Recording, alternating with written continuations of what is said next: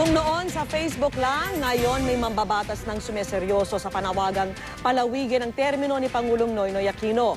Handa na nga raw siyang gumawa ng panukala kaugnay niyan, pero may kondisyon. Alamin sa report ng saksing si Sandra Aguinaldo.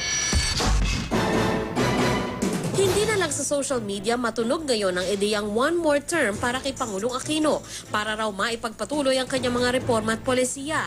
Si Caloocan 2nd District Representative Edgar Erice, ikaw-konsulta raw yan sa kanyang mga kadestrito. Pag sumang-ayon daw ang marami sa kanila, maghahain daw siya ng panukalang amyendahan ng Article 7, Section 4 ng Saligang Batas na nagtatakdang isang termino lang sa loob ng 6 na taon ang itatagal sa pwesto ng presidente at vice-presidente. Bihira lang sa isang bansa na makatagpo ng Pangulo, ng leader na makakapag-inspire ng mga mamamayan, makapagbibigay ng determinadong reforma sa lipunan at sa pamahalaan.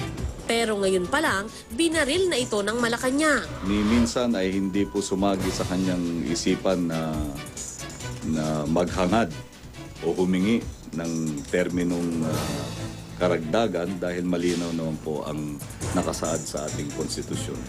Mas malinaw yung sagot kumpara sa pahayag ng palasyo kahapon. Siyempre, titingnan kung yun ba ang tinig ng masa, tinig ng kanyang mga boss. The president is sensitive to the voice of his boss. So let's just wait for that. Tutol din ang kapartido ni Erice na si House Majority Leader Neptali Gonzales II. Lalo't iba pa yan sa isinusulong ding pag-amyenda sa economic provisions ng Saligang Batas. If all of a sudden, i-endorse niya yung anything other than baka hindi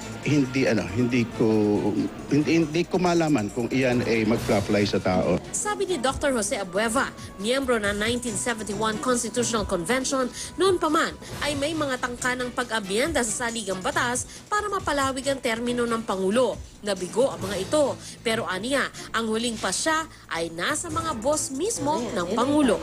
Kailangan siya na suporta ng Senado at saka the House of Representatives to propose the amendment.